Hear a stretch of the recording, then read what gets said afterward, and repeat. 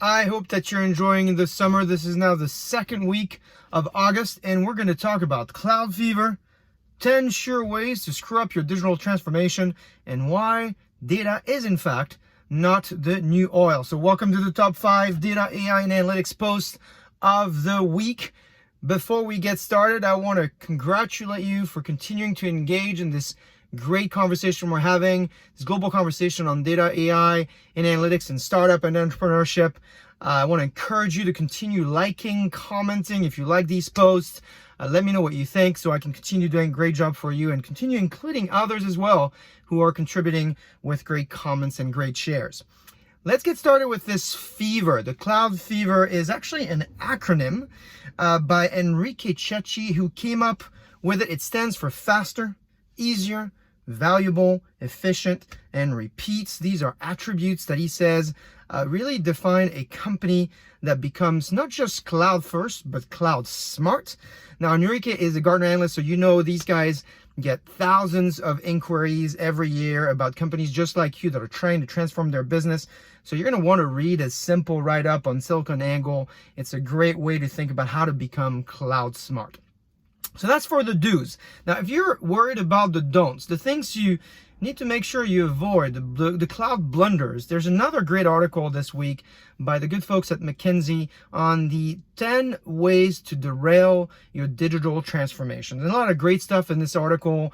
My favorite include things like force-fitting technology solutions, adopting cutting-edge technology too early when they're not fully mature. If you remember my post on the hype cycle, for instance, where I talked a lot about, matching the maturity of your company with the maturity of the technology and the company is an important aspect. And then focusing on architecture without enhancing your process and your delivery discipline is another blunder. And then finally, the best one probably is focusing on outputs but forgetting business outcomes. So this is an important one, a great piece. It's a little bit longer by the good folks at McKinsey, but nonetheless, it's a really good one. And if that list is not enough for you, there is one more than Harvard Business Review added this week.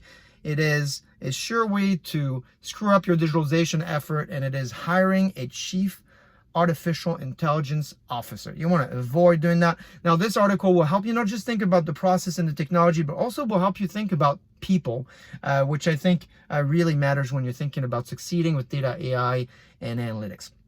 This week, the World Economic Forum produced a great primer on data, and this is where we talked about data is not, in fact, the new oil. They talk about how data is a currency, and they actually have a great way of talking about it. They say data is, in fact, a new factor of production because it changes business models, it pushes industry boundaries, and it changes market structures.